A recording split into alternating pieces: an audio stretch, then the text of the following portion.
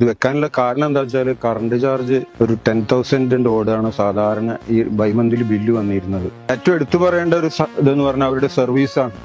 പറഞ്ഞ ഡേറ്റിന് വന്ന് ഫിക്സ് ചെയ്ത് തന്നു. എന്റെ പേര് ജയചന്ദ്രൻ. ഞാൻ ഈ ലാൻഡ്മാർക്ക് സിൽവർ ഗാർഡൻ അപ്പാർട്ട്മെന്റിലെ വില്ലയിലാണ്. ഇവിടെ ബിൻമിൻ സോളാർ സിസ്റ്റത്തിന്റെ ഇത് ഞാൻ വെച്ചിട്ടുണ്ടായിരുന്നു. വെച്ചിട്ട് ഇപ്പൊ 2 കൊല്ലമായി. അതിനു മുമ്പ് ഇത് വെക്കാനുള്ള കാരണം എന്താ വെച്ചാൽ കറണ്ട് ചാർജ് എനിക്ക് ഒരു 10,000 ഓടാണ് സാധാരണ ഈ ബൈമന്തിൽ ബില്ല് വന്നിരുന്നത്. അപ്പൊ ഞാൻ എന്താ അതിനൊരു പരിഹാരം എന്ന് വിചാരിച്ചാൽ ആലോചിച്ച് നടന്നു നോക്കുമ്പോൾ എന്റെ വയറിംഗ് സിസ്റ്റത്തിന് തകരാറാന്നൊക്കെ ചെക്കപ്പ് ചെയ്ത് നോക്കി. അതിനൊന്നും ഒരു കുഴപ്പമില്ല. അപ്പൊ ഇതൊക്കെ പരിഹരിക്കാൻ ഒരു മാർഗം എന്നുള്ള നിലയ്ക്കാണ് ഈ സോളാർ ഇത് വെക്കുകയാണ് നല്ലതുകൊണ്ട് ഒരു 5 kV ഇത് വെച്ചത്. ഇത് നന്നായിട്ട് ഫങ്ഷൻ ചെയ്യുന്നുണ്ടായിരുന്നു. ഇപ്പൊ എനിക്ക് വരുന്നത് ഇലക്ട്രിസിറ്റി എന്ന് പറഞ്ഞത് നെഗ്ലിജിബിളാണ്. കാരണം 2 മാസം കൂടുമ്പോൾ എനിക്ക് വരുന്നത് 290 രൂപയുടെ ബില്ലാണ്. അപ്പൊ 140 രൂപ ഏതാണ്ട് വരുന്നുള്ളൂ. 10,000 നിന്നാണ് എനിക്ക് 140 അല്ല 290 എന്നുള്ള നിലയ്ക്ക് വരുന്നത്.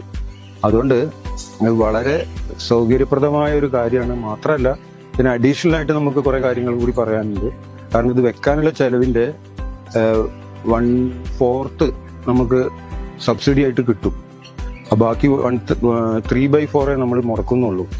അപ്പൊ തന്നെ നമുക്കൊരു കുറച്ച് ലാഭമായി.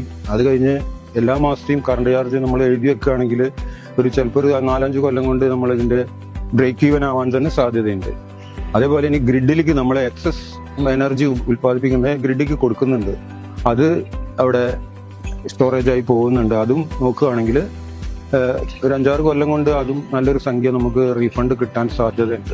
ഏറ്റവും എടുത്തു പറയേണ്ട ഒരു ഇതെന്ന് പറഞ്ഞാൽ അവരുടെ സർവീസാണ്. പറഞ്ഞ ഡേറ്റിന് വന്ന് ഫിക്സ് ചെയ്ത് തന്നു.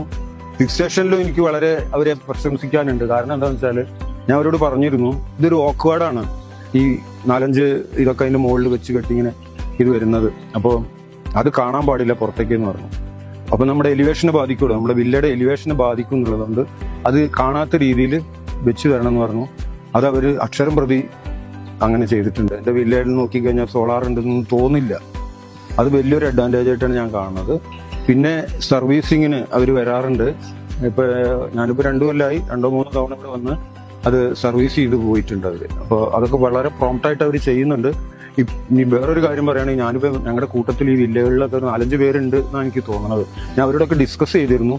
എനിക്കൊരു പെർ ഡേ ഏതാണ്ട് ഒരു നല്ല വെയിലുള്ള ദിവസമാണെങ്കിൽ 29 വാട്ട്സ് വരെ വരാറുണ്ട്. 29.5 30 വന്ന ദിവസം ഉണ്ടോ എന്ന് സംശയമുണ്ട്. ഞാൻ എന്റെ ആപ്പിൽ എല്ലാ ദിവസവും നോക്കും.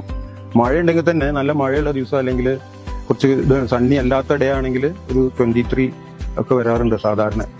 അപ്പൊ എന്നെ സംബന്ധിച്ചിടത്തോളം ഒരു സ്വയം പര്യാപ്തത നേടി ഈ ഇലക്ട്രിസിറ്റിയുടെ കാര്യത്തിൽ. ഞാൻ ആർക്കും സജസ്റ്റ് ചെയ്യും ഇത്.